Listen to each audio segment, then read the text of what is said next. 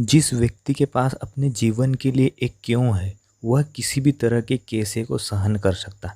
दोस्तों, आथर ने इस बुक में बहुत से छोटी-छोटी बातों में जीवन के बड़े ही महत्वपूर्ण शब्दों को समझाया है। वैसे आथर ने इस बुक में ज़्यादातर बातें जीवन से जुड़ी हुई और जब वह नाज़ी यातना शिविरों में थे, तो उन्हें भी यातनाएँ सहनी पड़ी थी। उनका वहाँ से जीवित वापस आना किसी करिश्मे से कम नहीं था। विक्टर फ्रैंकल ने उन कैदियों के विषय में बताते हैं जो भविष्य की सारी उम्मीदें खो चुके थे, और ऐसे ही कैदियों ने सबसे पहले अपने प्राण त्यागे। उनमें से अधिकतर ने भोजन व दवाओं के अभाव में प्राण नहीं त्यागे, बल्कि आशा के अभाव में व जीवन में उद्देश्य का अभाव ही उनकी मृत्यु का कारण बना। आथर खुद को उन यातना शिविरों में से बचने का किस्सा सुनाते हैं कि जब उन्हें भी आश्रिज नाजी यातना शिविर में ले जाया गया, तो वह कहते हैं, मेरी एक ऐसी पांडुलिपि जब्त कर ली गई जो प्रकाशन के लिए लगभग तैयार थी। निश्चित ही इस पांडुलिपि को फिर से तैयार करने की मेरी गहरी इच्छा ने ही मुझे उन शिविरों की यातना और कष्टों को सहने की ताकत दी। मिसाल के लिए, एक बार बवेरिया कैंप में टाइफस बुखार ने मुझे पूरी तरह जकड़ लिया था। तब मैंने कागज की बहुत सी कतरनों पर अपने लिए पांडुलिपि के नोट्स तैयार किए, ताकि अगर मैं वहां से जीवित रिहा हो सकूं तो अपनी किताब को नए सिरे से तैयार कर सकूं और उसे प्रकाशित करवा सकूं। मुझे पूरा यकीन है कि अंधकार से भरे बवेरियन कैंप की उन बैरकों में खोई हुई पांडुलिपि को नए सिरे से तैयार करने की इच्छा ने ही मुझे बचाकर रखा, वरना मैं पक्के तौर पर दिल के दौरे का शिकार होकर संसार से विदा हो सकता था। Viktor Frankl Vienna medical school विश्वविद्यालय में न्यूरोलॉजी व साइकाइट्री के प्रोफेसर थे और साथ ही लोगोथेरेपी के संस्थापक भी। लोगोथेरेपी भविष्य पर यानी जीवन के उस अर्थ पर केंद्रित रहती है जिसे मरीज द्वारा आने वाले समय में पूरा किया जाता है। लोगोथेरेपी के अनुसार अपने जीवन का अर्थ ढूंढने का प्रयास ही मनुष्य की मूल प्रेरणा है। जिस मनुष्य के पास जीने के लिए एक क्यों है, वह लगभग हर कैसे को सहन कर सकता है। नाजी यातना शिविरों में यह बात साफ तौर पर देखी जा सकती थी।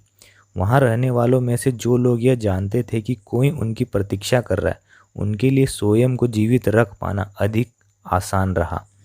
तो लाइफ में हर किसी व्यक्ति का अपना एक उद्देश्य जरूर होना चाहिए। बिना उद्देश्य के जीवन का कोई अर्थ नहीं रह जाता है। किसी भी व्यक्ति के लिए जीवन में सबसे बड़ा कार्य यही है कि वह अपने जीवन के अर्थ की तलाश करे। आपके जीवन में जो हुआ उस पर आपका वश नहीं है, लेकिन आपने उस घटना के प्रति क्या एक्सपीरियंस किया और उसके साथ कैसे पेश आए, यह तो हमेशा से ही आपके वश में रहा है।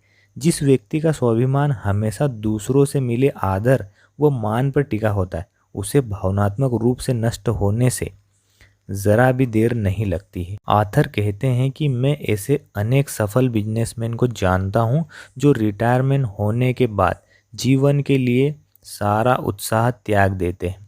उनके काम ने उनके जीवन को अर्थ दे रखा था। जब उनके पास कोई काम नहीं रहा था, तो वे पूरे दिन घर बैठे चिंता और तनाव के साथ बिताने लगे।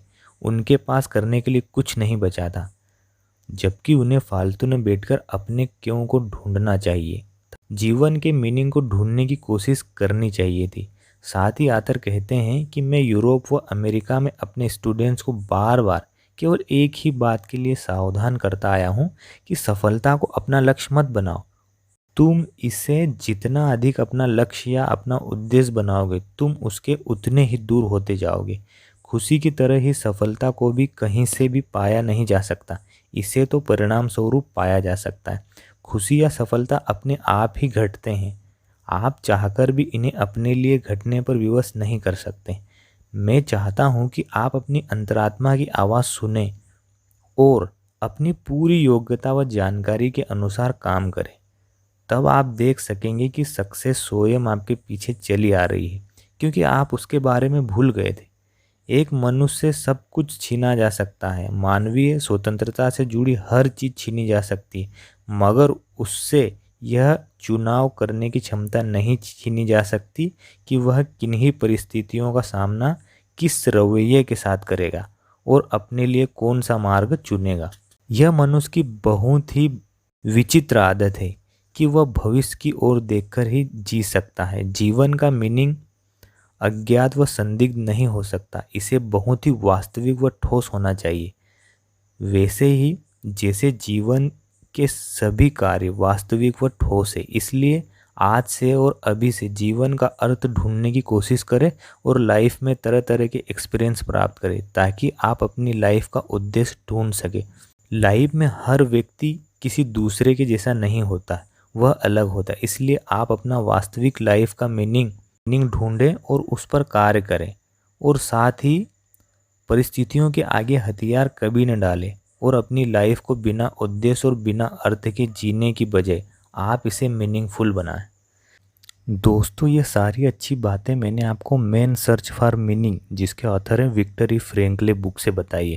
दोस्तों, वीडियो कैसा लगा आपको लाइक और कमेंट करके ज़रूर बताएं और साथ ही अभी तक आपने हमारे चैनल को सब्सक्राइब नहीं किया है तो सब्सक्राइब कर बेल आइकन को ज़रूर प्रेस कर लें ताकि इस तरह की लेटेस्ट वीडियो आप तक सीधे पहुँच सके। मिलते हैं दोस्तों अगले वीडियो में, तब तक के लिए अपना ख्याल रखें।